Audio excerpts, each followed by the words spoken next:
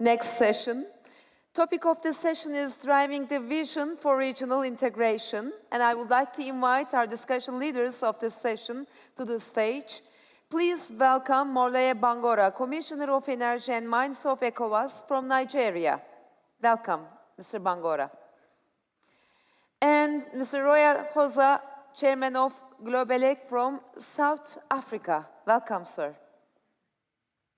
And I would like to invite Mr. Taylor Ruggles, Regional Energy Councillor for Africa, Government of USA. And I would like to invite Mr. Samuel Undenge, Minister of Energy and Power Development of Government of Zimbabwe. Welcome. And I would like to invite Mutaz Musa Abdullah Salim, Minister of Electricity and Water Resources, Government of Sudan. And Sheikh Talibi Sila, Minister of Energy, Sheikh, Government of Guinea. Welcome. And I would like to invite also our moderator, Shamal Sivasanker, Leader, Infrastructure and Power Africa, Deloitte from South Africa. Welcome, Mr. Sivasanker. Thank you. And the word is yours. Please go on. Hi. Donc j'ai pris pour toi. Thank you.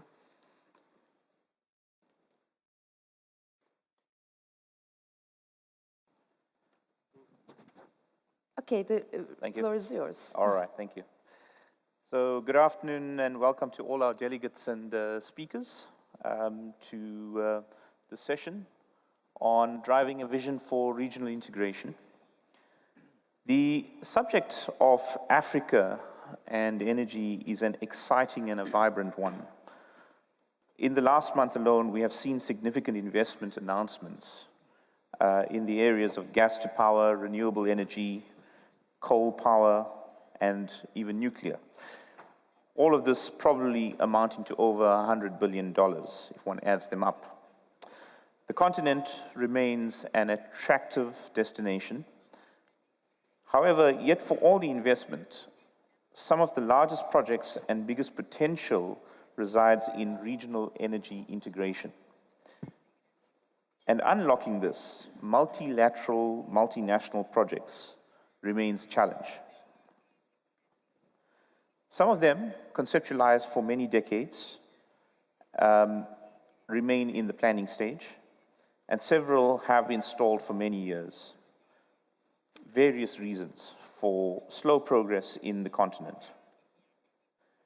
Africa needs to learn from lessons from across the world when it comes to regional integration projects, such as South America, Central America, and other economies, regional economies. The World Energy Council, together with Deloitte, has published a paper on regional energy integration, where we reviewed the progress of some 20 priority projects using the 5-stage infrastructure lifecycle. We found that only 6 projects had made progress since 2015. Many remain stalled in the planning stages. Developing project feasibility, demonstrating bankability are the key stumbling blocks to the process. And some of the critical success factors for the regional projects are vision and leadership, as well as transparency, strong government support, and political stability. However, there has been some progress in areas such as the Southern African Power Pool, establishing a project acceleration unit, and signing several intergovernmental agreements to progress projects so that next year can be a better year for progress. With me today is the panel that will help unpack the subject of a vision for regional energy integration.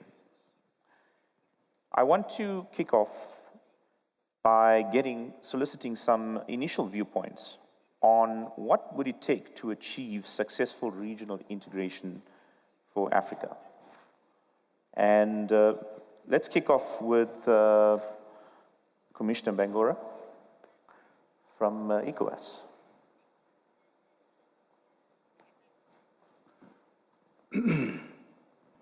Merci, Monsieur le modérateur. Thank you, Mr. Moderator. Before starting, I would like, on behalf of all of us, to express my thanks and my gratitude to the Turkish government for their hospitality and their invitation to enable us to share the vision concerning the problem of integration. This program of integration, which will develop the development of energy infrastructure. Before continuing, I want to present the PDO, which is 15 members, 8 French-speaking, 5 English-speaking, and you will see the diversity of the 320 million inhabitants, 5.1 million square kilometers. De la CEDEAO, un marché énorme. That is a great market concerning electricity. La CEDEAO a été créée en FIDEO has been established in May 1975 because the heads of state wanted to build the future of the population because alone you can't do much because we have demands in the field of energy and we talk about precarious energy in Africa, despite our potential, like the President Macky Sall said in the last General Assembly, Africa has great energy potentials compared to, and this is not unacceptable because we have the resources, but we are not able to use our resources. Half of the population of Africa has not access to electricity. And in the rural areas, there are only 8% access to electricity, and 77% of the population lives in the countryside, and they do not have access to electricity. So, after the creation of FIDEAO, they have adopted regional energy policy, which is that the heads of state have expressed their political view to use their energy resources to eradicate energy problems. Of course, it takes time, but there is a political will. And since then, FIDEAO was trying to bring together all the necessary instruments to implement these big regional projects. That is a sector which is based on capital. We need much money for that. And FIDEAO has established some parameters, some policies, regulations in order to give confidence to the investors in the field of energy. There is an energy chart, a protocol, energy protocol. So that defines the basis, the legal basis of investment in this field. The heads of state have asked the Commission to create institutions which will guarantee the investments. So I think that some of you know this institution and these projects.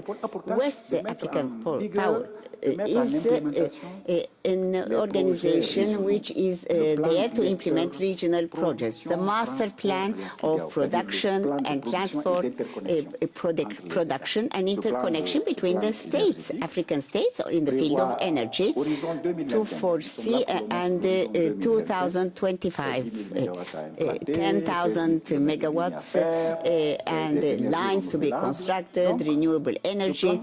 So this plan is there, and we're trying to follow it up. So there are some projects which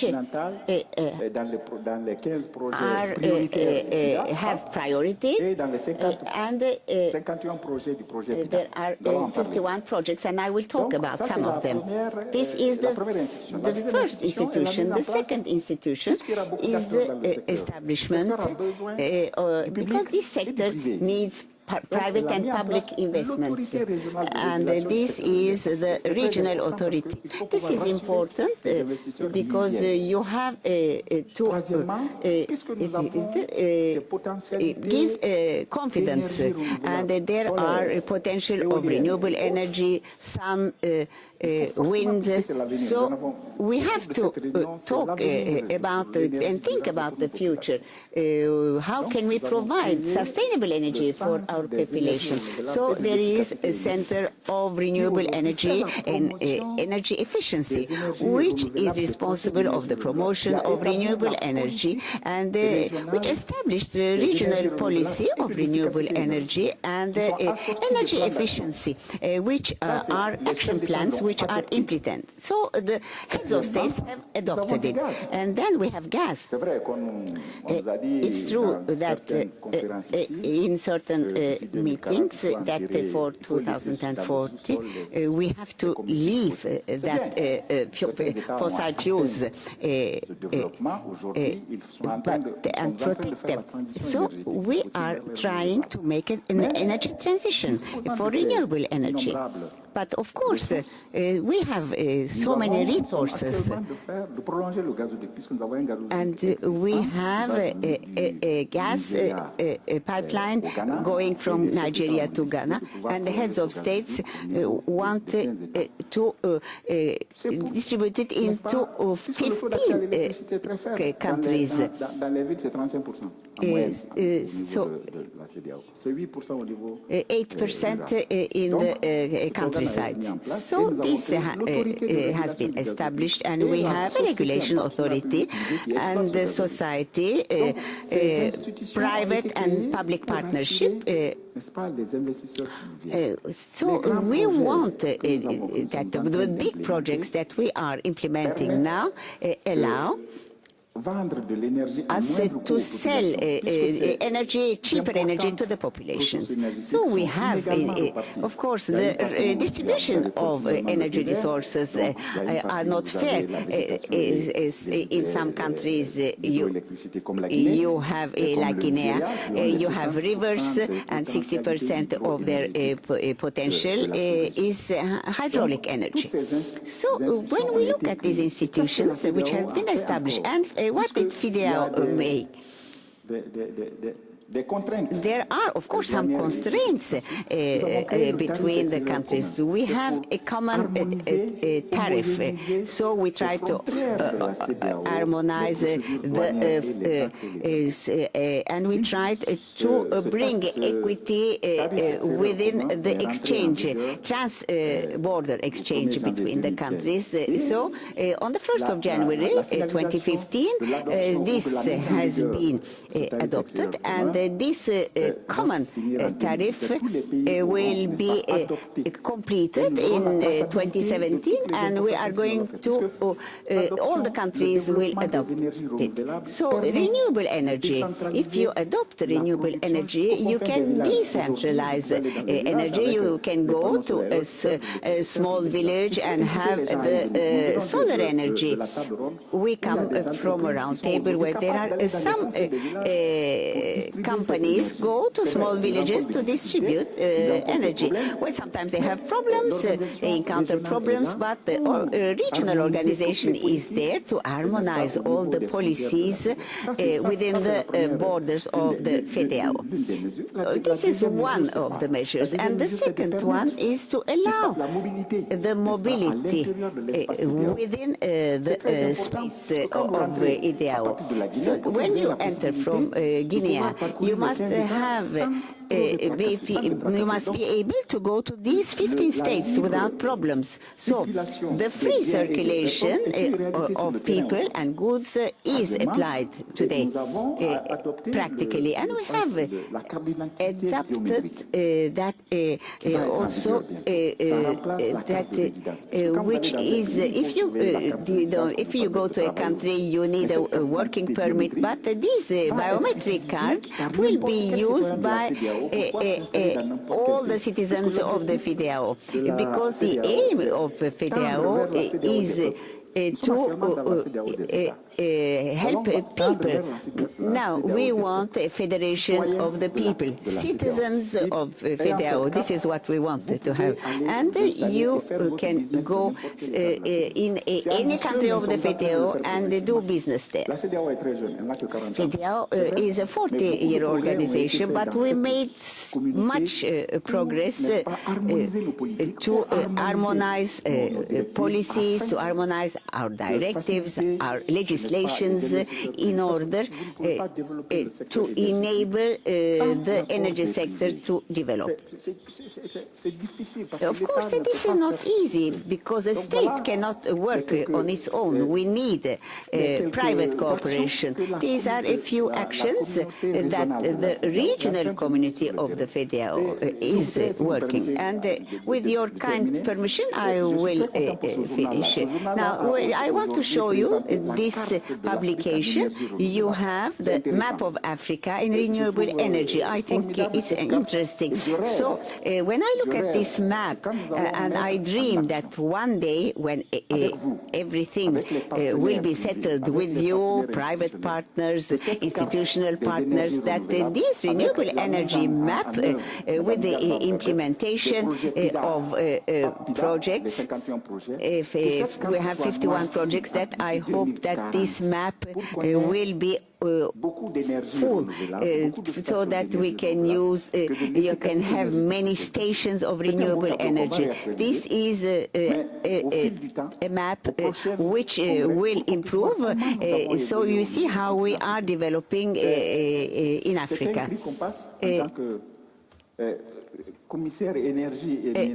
As a commissary in the field of energy of FEDEAO, I must say that investments are welcome, and regional projects we're going to talk about. The interconnection lines, how do we do, how do we participate, what did we do? We have some power plants of my brother from South Africa is here with us, and this is a regional power plant which is providing services to neighboring countries, Nigeria, Niger, Burkina Faso, Ghana, Benin and Togo, which will be a line of 3,000 kilometers, and we are trying to find funds to execute this project. I don't want to take too much of your time, but this is our vision of FEDEAO, which is looking towards the future, and we want a bright future. Bright because we're going to have light. So the disponibility and access in 2040, we wanted to have 60% renewable energy until 2030. We'll reach 40%. Today it is photovoltaic is 1% in Africa for the time being. Thank you, and I am ready to answer questions at the end of this session. Thank you. Thank you, Commissioner. Can I take some comments, initial comments from Minister Sula? Yeah. Merci beaucoup, Monsieur le Modérateur. Thank you very much, dear moderator. I want to give my sincere thanks to the World Energy Council for inviting me, and also the Turkish government for the wonderful hospitality here in Istanbul. You have heard what the Commissioner for Energy has said. I want you give you some concrete examples.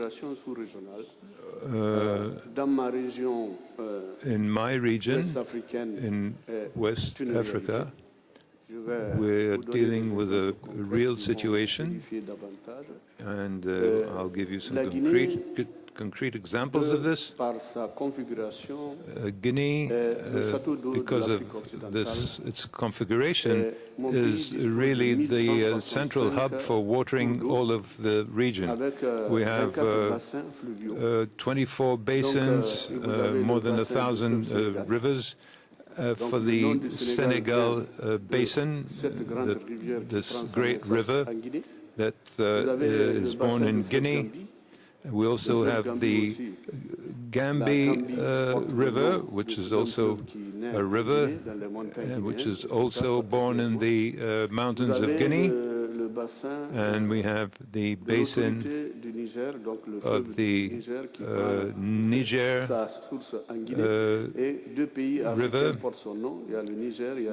Two countries bear the name of that river, Niger and Nigeria, and 9 countries benefit from its water, and from another river that is born in my country.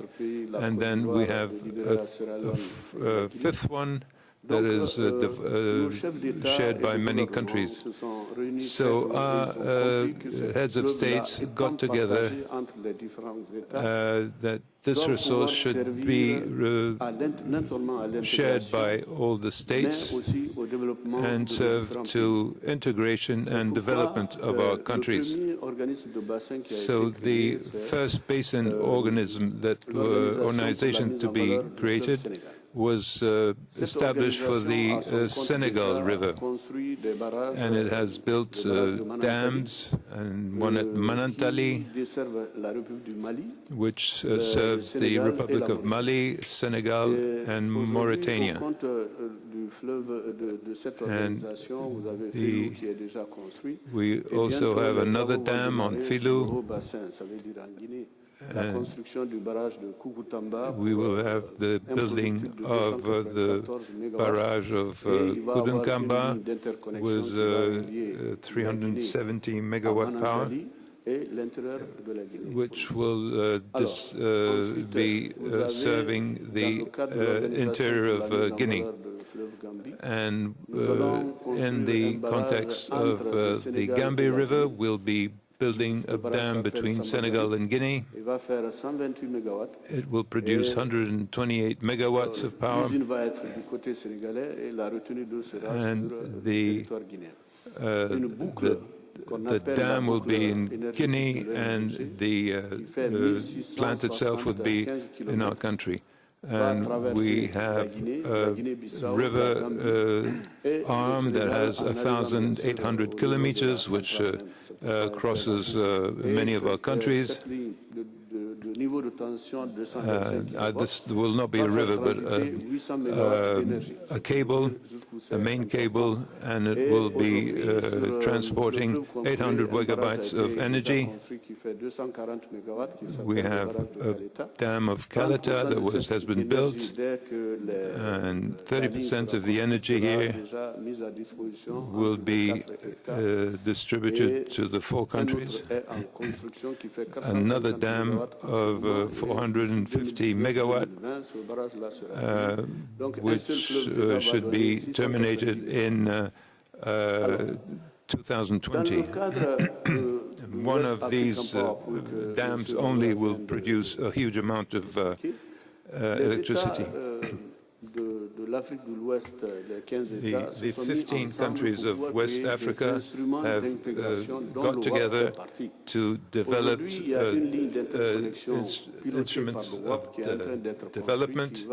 We have integrated cable line that is linking Guinea and Liberia, and another one will be entering the southwest of Guinea, and another one, you can see that on the map, and you can see on the map the lines that have been completed and those that are still being built. CLLG will have 1,300 kilometers of interconnection to be built. So Guinea has a potential of 6,000 megawatts. So the states have gotten together in order to develop this project so that they can provide all neighboring countries, not just not only the whole Western African region, not only countries that are along the rivers. So you have there the West African Power Pool, which will enable these countries to exchange their energy resources. It starts from Guinea and it goes all the way to Nigeria. This involves 15 states. By 2020, all countries from our country, including our country, will be interconnected to a great extent, and they will be benefiting from electricity. So we are getting together not only to harness our energy, but also to integrate the Fouta-Galon basin in order to save the ecosystem of this basin and protect the environment of all these basins, the most important one being the Niger River, and we'll be reforesting these areas to stop erosion during the dry season and in order to protect the environment. So these works, these are great projects, and the BAD, the African Development Bank, is following these projects with interest, and it has created a vice president which will be in charge only of electrification for the whole region. And I'm very proud to be able to say here that the results obtained by my country, the President of the Republic of Guinea has been chosen for coordinator for the whole electrification of the region. Great. Can we get a few comments from Southern Africa? Mr. Rukoza. No, thank you very much, Mr. Chairman. I'm delighted to have heard the contribution from my colleagues from West and perhaps closer to Central Africa about what they intend to do, because that for me bespeaks political will. Your question was, what will it take for regional integration to be actualized? My response to that would be that, in fact, it should actually start with us as Africa. All manner of assistance can come from the World Energy Council and other related bodies, but it's got to start with us. First and foremost, we must ensure national and regional peace and stability.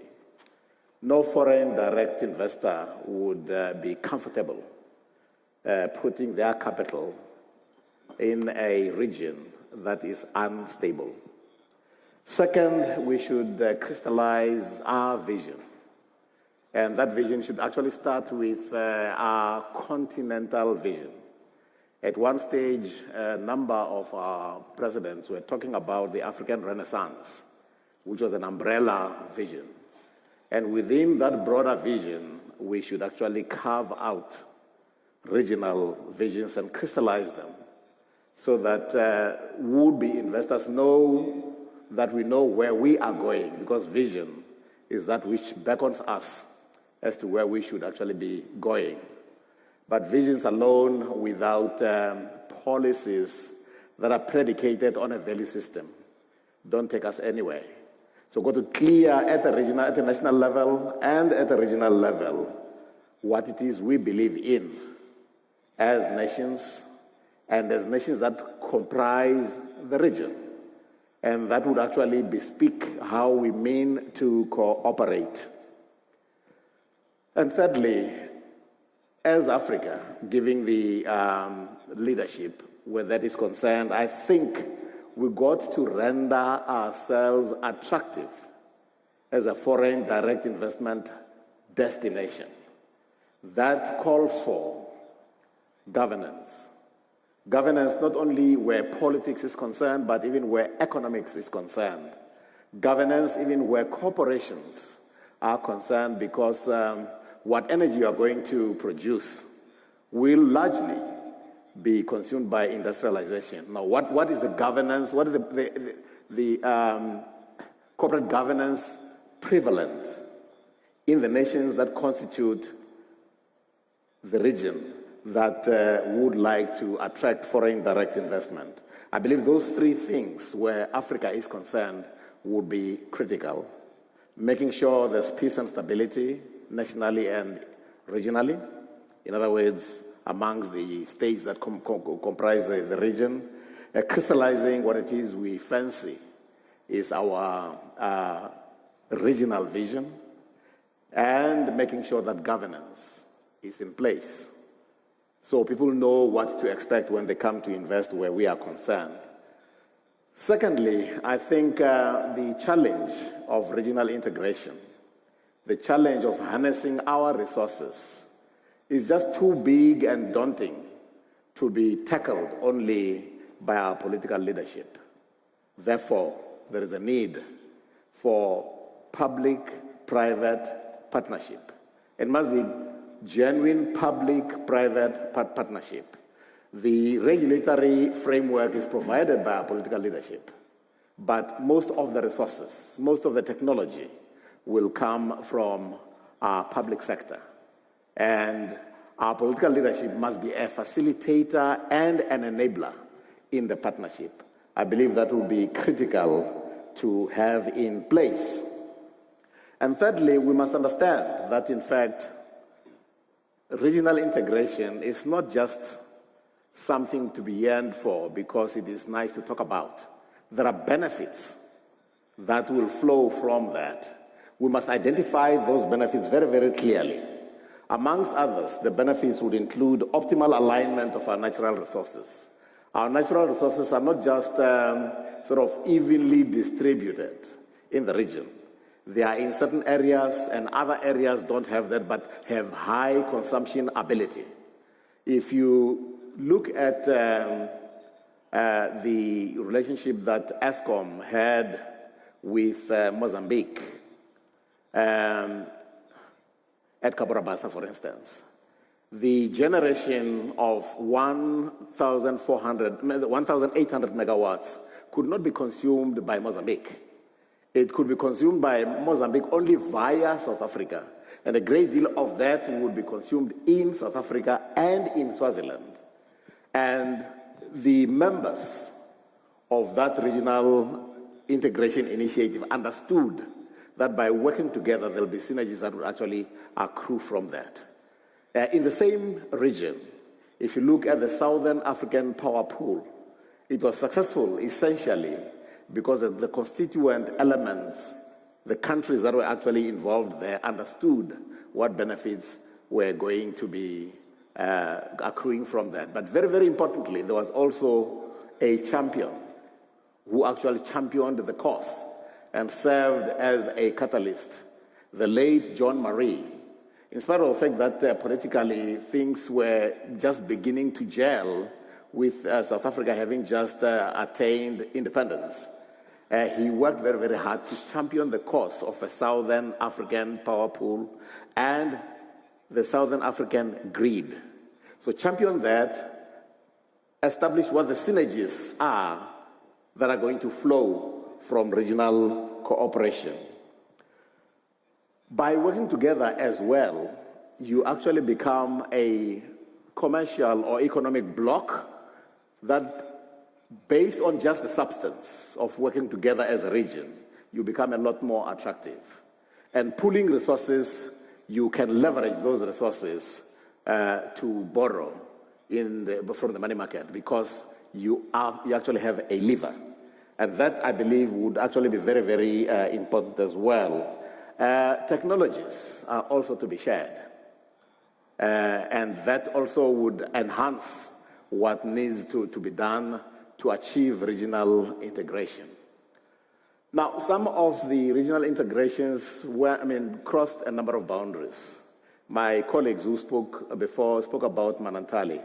Manantali invited ESCOM as a catalytic agent. And because there was very, very strong political will, Manantali was realized.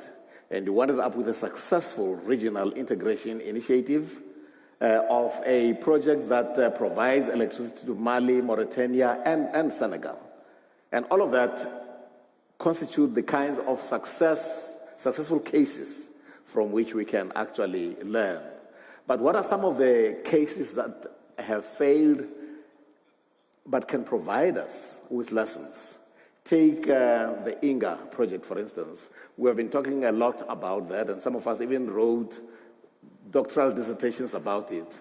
But it doesn't really help to just talk. Africa must show bias for action. There was a time when it was optimal to utilize the cooperation in Southern Africa predicated on making INGA 3 work and using that as a stepping stone to Grand INGA, when ESCOM was actually highly credit-worthy.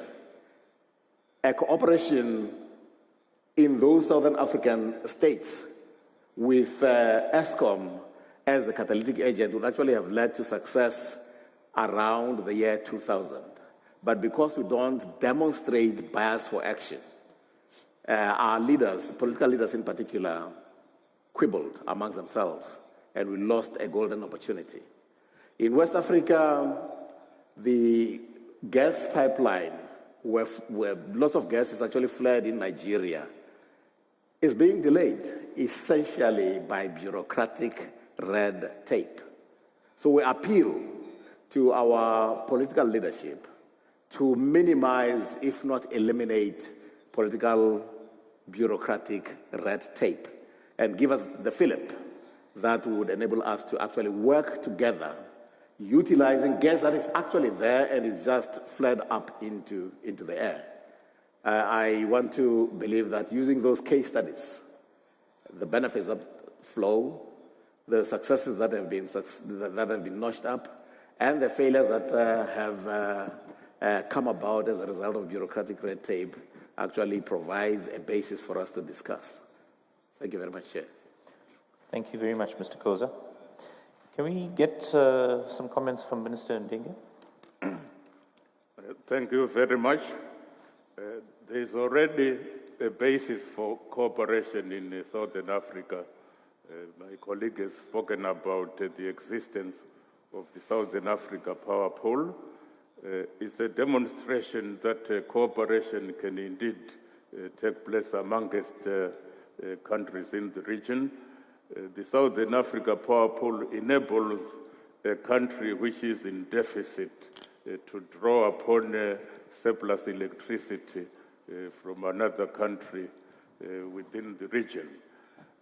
What has happened over the past decade or so is that there has been underinvestment in power generation, and there was a period, especially last year or so, every country was experiencing electricity deficit. And of course, Zimbabwe was one of them. This was caused largely by the drought which affected the low water levels at the Kariba Dam, which used to generate about 750 megawatts. And because of the rationing of the water for power generation, it went down to about 28 megawatts. And we have had to rely on imports from ESCOM and from Hydro Kabura Bassa. Where we need greater cooperation is in terms of power generation and transmission. I'll first of all talk about cooperation, regional integration in terms of power generation, both at the bilateral and multilateral level. At the moment, there is a joint project being undertaken between Zimbabwe and Zambia, the Batoka Gorge. There are plans to generate 2,400 megawatts to be shared equally between the two countries, 1,200 megawatts for Zambia, 1,200 megawatts for Zimbabwe. Work is already advanced. The feasibility studies are being undertaken. They are being finalized. And we are now closer to that happening. There's been talk about generation at Batoka for the past 20 years. And I think for the first time, there is really some progress such that within the coming 2 years, we should see progress. And then another important factor is that power should be delivered to the public at the lowest possible rate. And Hydro offers such cheap rates. We estimate that at Batoka, we will produce the electricity to the final consumer probably at around 5 cents per kilowatt hour. Then the region as a whole, there is potential to produce at Inca Dam. I was talking to my brother Kosa this afternoon, that at least the first phases can produce up to 23,000, and that is, you don't need to build a dam for that. Then the maximum which you can use from Inca is up to 44,000 megawatts. And through the Southern Africa power pool, when we are in deficit, we can also draw power from DRC, from the Democratic Republic of Congo. The other area where we need cooperation, and there's already some work underground, is in terms of transmission. We have a scheme called the Sabona Interconnector, which covers a number of countries within the region. Then we have another one, Mosesa, which covers the eastern side in terms of transmission. Then we have the central transmission corridor, which runs through Zambia, Zimbabwe, to South Africa. So these two areas need a lot of cooperation. It has been mentioned that with such mega projects, a number of countries don't have sufficient resources to undertake such a project. It has to be undertaken on a regional basis so that we maximize on resources, optimize, and move forward. I am excited that there is willingness to cooperate among the Southern African countries. And the Southern Africa power pool, there are plans to extend it to the Southeastern Africa power pool so that the whole region will be interconnected. I'm sure that can even go as far as ECOWAS, so that Africa as a whole will be integrated. Perhaps I think I will stop at this juncture. I thank you. Thank you, Minister. Let's turn our focus to Eastern Africa, or maybe not quite, but certainly Sudan. His Excellency Minister Salim, some initial comments from you. Thank you very much indeed, Mr. Moderator. Actually, in the context of Sudan, being cognizant of the fact that Sudan is a vast country, lies in the center of other 8 countries around, sharing very long borders. This could pose a threat, but it could also stand as an opportunity. And the overarching philosophy adopted since almost 2 decades is actually interdependency is the only catalyst that could bring peace and stability around in the region. Within of this overarching philosophy, my country decided to take an action and to move a step forward from the theory of just regional interconnection as a theory, because now it's a well-established practice. We don't need to reinvent any wheel in this regard. So we moved into action, and one could easily trace the history of the region. And 20 years ago, we used to live in a situation where hostilities are across borders. Now, this situation has been turned into a sort of cooperative interdependence situation. And now, at this moment in time, we are fully interconnected with Ethiopia, for example. Our 2 systems are working together. A 220 kV line is connecting the 2 countries, and it is in full operation since December 2012. We now receive almost 5% of our energy demand from Ethiopia. And now we are moving one step further. Next year, we will start the implementation of a 500 kV line at a higher level of voltage to interconnect the GERD, the Grand Renaissance Dam of Ethiopia, to the national grid of Sudan. This is quite a gigantic step forward in the interdependency and interconnection between the 2 countries. Second, we extended the line to Eritrea. Also, it used to be 20 years ago, not very stable border between the 2 countries, but now we supply at least the western part of Eritrea, which is, witness sort of very fertile land. Third, the state of South Sudan.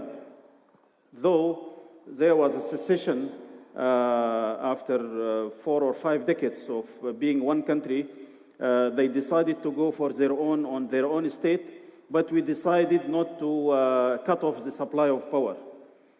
We got one very main line supplying the northern part of South Sudan. It is in operation now for almost 4 or 5 years without any interruption. It is treated like a national line. And in this context, even we went even one step further.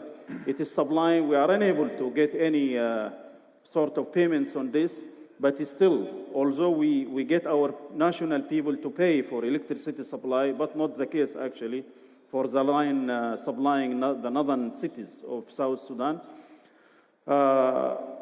For coming also the interconnection with Egypt.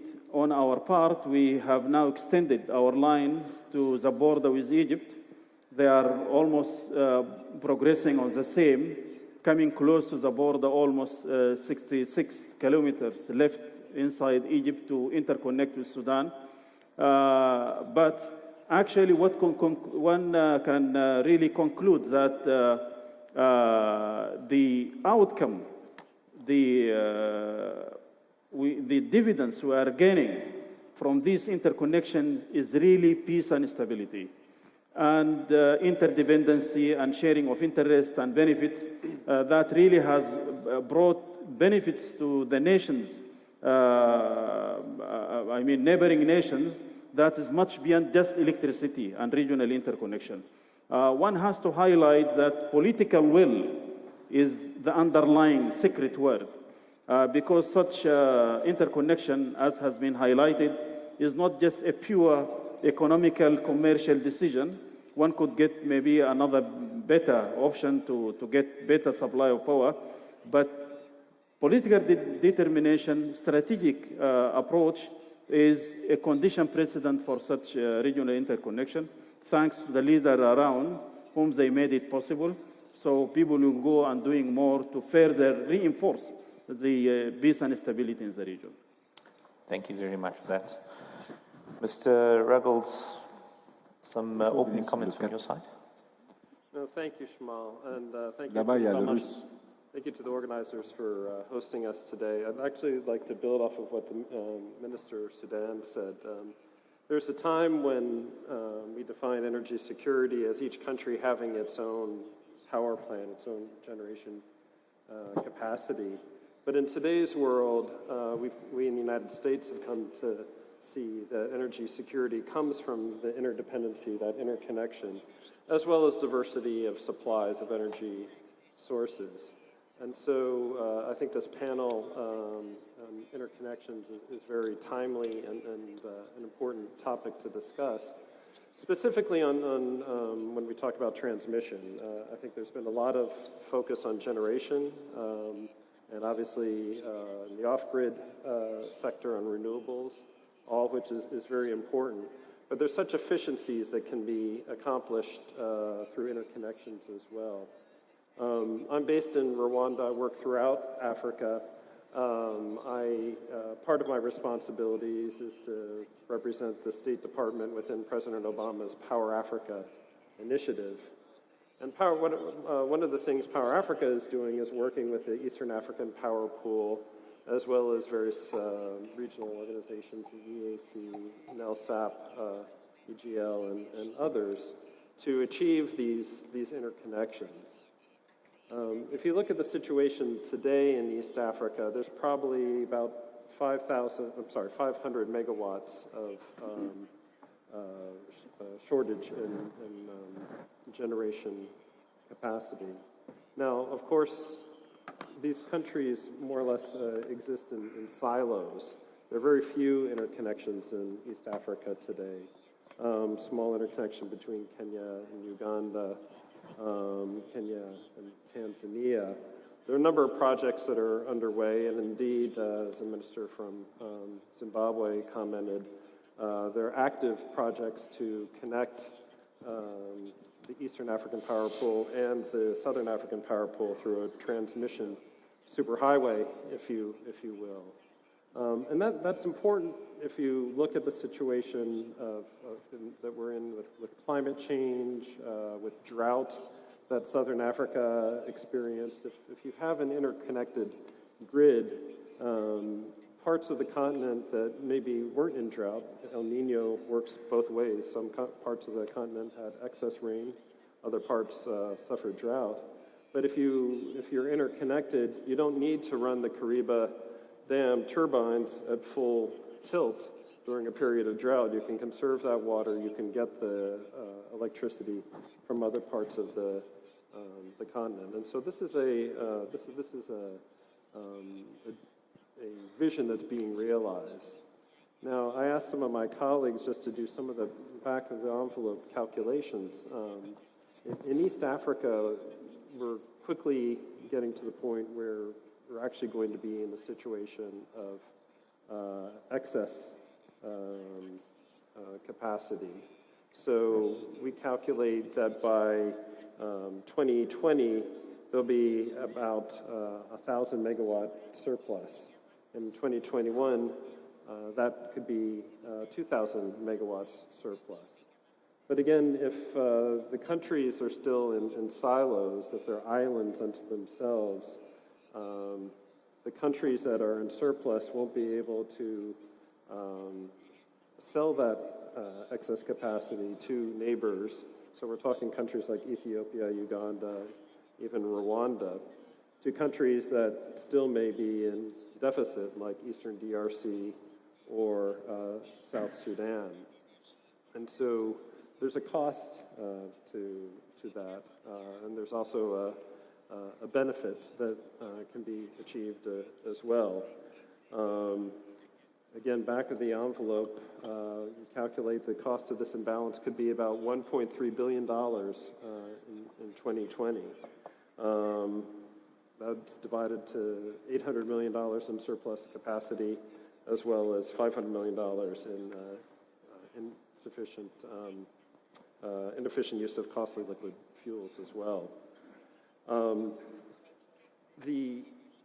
If you count going forward between 2020 and 2030, the region could save easily $4 billion by being interconnected. So there is a number that we can put on the benefits, but part of the challenge is getting out of this mindset that a lot of countries are in, where the planning is done nationally without taking into consideration the regional potential and the regional benefits. And I have to be a little bit blunt when I talk to various governments in the region, and I'm not going to name names, but everyone is for regional integration and regional interconnection, but every country, almost without exception, views itself as the country that's going to sell the power to its neighbors. Very few countries are talking about buying the power from their neighbors. And so if the vision is only one of what can my country get out of it as a seller, then clearly progress is going to get caught up at a point where you're doing active trades. So looking forward, I think there's a couple takeaways that I have that I'd just like to share in terms of the region and how it can benefit. Again, need to get out of the silo mentality. There are organizations like the Eastern African Power Pool that are working to plan and prepare for the day for trades. But these organizations, and there are multiple regional organizations that frankly, some of which have overlapping competencies, they're constructs of governments. And we need the political leadership of the governments of the region to signal to the private sector, signal to their own utilities and countries, and signal to the development partners what exactly are the priorities. How's that vision going to be achieved? There are a number of challenges in transmission and development of transmission. Kenya and Uganda specifically have had issues regarding land acquisition and right-of-way, which has slowed and delayed projects. You also have issues related to financing. I think we really need to think about public-private partnerships in transmission. How can we unlock the resources of the private sector in building this infrastructure? Frankly, the private sector has been largely absent. We need to look at how can we bring them in. We need to think about transmission liberalization. Without open access to transmission network and the transparency surrounding pricing, wheeling power through a third or a fourth or fifth country becomes very complicated and for utilities. So transparency would assist. A lot of countries don't allow power generators to negotiate directly with industrial off-takers. We can reduce the middleman. That would save money, speed things up as well. And then as we get a little bit more sophisticated, when the current contracts that are under way to trade power in the region really relate just to base load capacity. They don't take advantage of the full potential for some of these large hydraulic plants to act almost as batteries so that intermittent renewable sources can come online during the day or the wind when it's peak, and then having the hydro supplement that. But you're going to need a more sophisticated trading arrangement rather than just a take-or-pay contract as well. And finally, on the theme of transparency as well, need transparency regarding a forward view of surpluses and demand so that countries can negotiate with full information. So in conclusion, East Africa, and I think Africa in general, just using East Africa to illustrate, is poised to benefit tremendously from these interconnections, but it does require political will and active leadership on the part of the countries in the region. Thank you. Thank you, Mr. Ruggles. So, my takeaway from your opening comments is that you need a lot of political will. There would appear to be a lot of collaboration, but just based on your comments, Mr. Ruggles, it sounds like it's more co-opetition than collaboration, in actual fact. This is all well and fine. However, the results of the regional integration projects, and the big ones in particular, seem to indicate that there isn't adequate movement, fast enough movement. What does Africa need to do to expedite these projects, to get the benefits to the region? Because there is a real danger that some of these projects will still remain in limbo. And perhaps another part of the debate is that, are these the right projects to be pursuing? It's a question to the open panel, so any comments? I'll just quickly respond to part of it and then allow my colleagues to jump in. But I actually want to reinforce something that Mr. Kosa said before with regard to the development of the Southern African Power Pool. It had a champion. And I really think that in the terms of these interconnections and these power pools, you need to have a champion to drive the projects forward.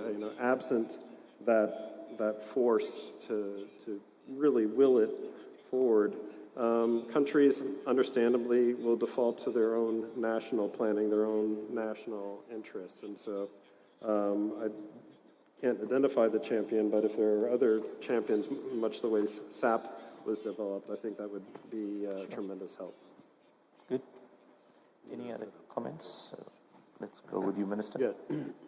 Donc, dans le cadre de ce que in the field of what has been developed, when we will to eliminate risks of interrupted project, I can give you concrete examples. It all depends on the needs. All the states need energy to be able to develop.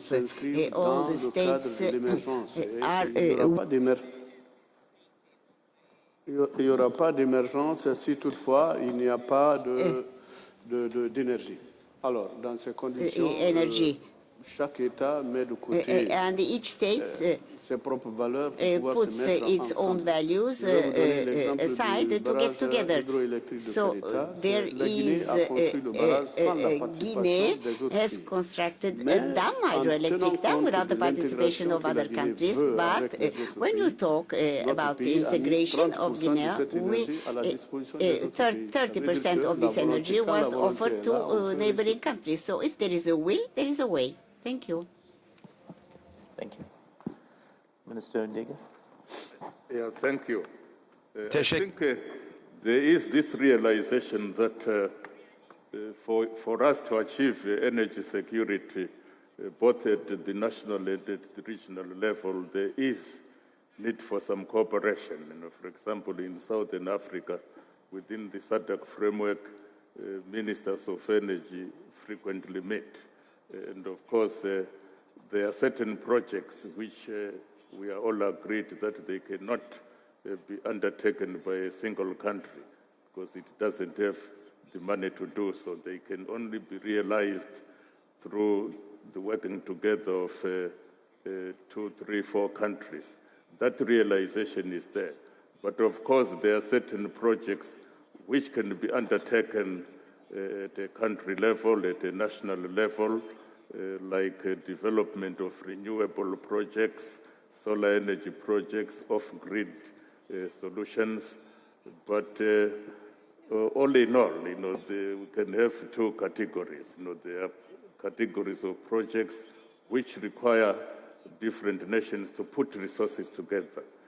Then there are those projects which can be undertaken at a national level. There's no competition there. I think there's complementarity. I thank you. Okay. Good. Go ahead, Mr. Kosa. No, thanks. I I believe, when all is said and done, you have to fund the project. In order for you to fund the project, you must have a project that comes across as fundable. In other words, you need to do studies, you need to do feasibilities that actually bring the projects for the region to bankability. And all too often, the money markets and the banks don't fund feasibilities or exploration. So you've got to find ways of accessing DFIs that actually are willing to fund the studies. You've got to work with the likes of this World Energy Council that does studies that give you the base and build on that base using DFIs to come up with a project that actually outlines things in such a manner that they can actually be implementable. And at that stage, you can then approach your money markets, you can approach your banks. Before then, banks and many of the other money markets who provide you with the finance would not look at you. So we have to find ways of doing studies, accessing funds that fund feasibility studies. Thank you very much. Commissioner? Je voudrais compléter. Vous savez, I would like to complete this. Someone, investors don't like uncertainty. What they want is stability and good governance. We have been in a panel where an investor found that his investment was completely bashed because of the fact that the tax system changed from one day to another. So we need a stable environment and good government. And the second point, when you talk about a project, the people will ask you if you have a feasibility study. So you need also the means to be able to have such a study. That's the second point. And the third point, they need guarantees. And you need to find the means to present these guarantees. It could be a sovereign guarantee from the state, and that's difficult. So we have that problem that we're faced with. And third point, when you produce something, energy is a product you have to sell, a commodity, and you need to be able to make profit from these sales.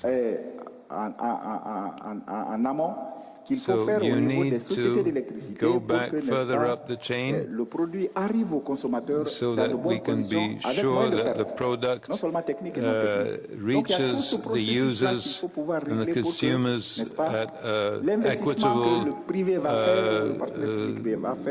level, while making sure that the producer will not lose money. So I think we need security, good governance, and stability. And regional cooperation is working on this. The Peace and Security Commission of the African Union are working on this to try to make sure that our continent be in peace, so that democracy may develop, that the involvement of governments can be put in practice and not interrupted. So these are the thoughts that come to my mind concerning the fact that we need to attract investors and create confidence for them. Thank you very much. Minister Salim. Thank you.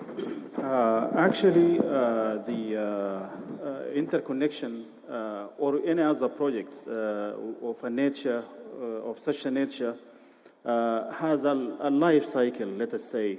It starts by creating conviction, sympathy, creating stakeholders around. Then you move into action. Once now at the stage where belief, sympathy has been put in place, action is somehow moving on. Now we are looking for one step further to move faster.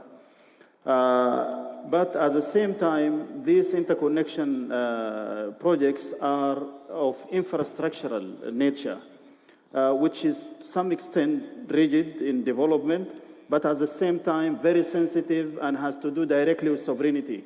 The investor has, not like any other type of investment, one could decide to say, no, I fed up with my investment, I want to shift my investment to another. He don't have this luxury. This liberty is not existing.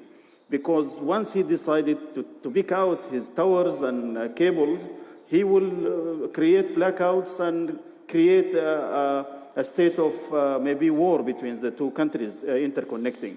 So with all this in mind, the interconnecting states has to create their own, or they should craft their own vehicle, how to establish sustainable finance for such projects.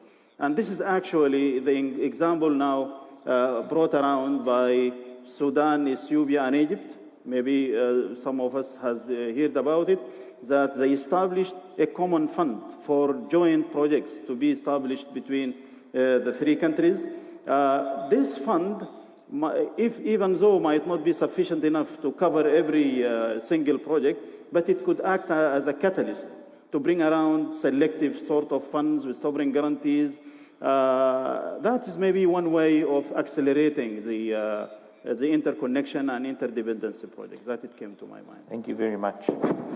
So I'd just like to summarize this discussion we've had here with some concluding comments as we are out of time. My takeaways is that you need to have political will to succeed from a regional integration perspective. There's got to be strong regional collaboration. You need to have strong institutions that can carry that political will across multiple political regimes, given that the lengthy nature of some of these projects. There has to be strong governance, both at the corporate level and transparency as well. We must not underestimate the role of the private sector in participating in regional energy programs. There's got to be a way to reduce the red tape to make this more attractive to various investors as well. What is clear is that regional integration is becoming more pertinent for mitigating against issues like climate change and redistribution of resources. And in doing this, you cannot do this in silos. You've got to do this from a regional planning perspective. The one very important point that I took away from this is that who is buying if everyone is selling? So you cannot work in that silo mentality. And of course, you do need a champion throughout this entire process. These projects have got to be bankable and fundable at the end of the day, so that you can attract the necessary investors. So perhaps as a concluding comment from my side, vision without action is a dream. And action without vision just passes the time. Vision with action can change the world. That's a quote from Joel Barker. And I think that's a very pertinent quote in the context of regional energy integration here, because we have a number of projects that seem to have been caught up in a number of cycles that may lend itself to regional visions. But what we now need is discernible action so that we can make the change to the world and we can see the benefits. With that, I'd like to conclude this panel and hand over to our MC. Thank you. Thank you very much, Mr. Svazenker, for your moderating this session. And we would like to thank all of our distinguished discussion leaders for their kind contributions. Thank you very much. And this is the end of our third session at this hall. After a few minutes later, we will go on with the next session. We need plenty of a few minutes for setting the stage. So 3 or 4 minutes later, we will meet you again here. Thank you very much.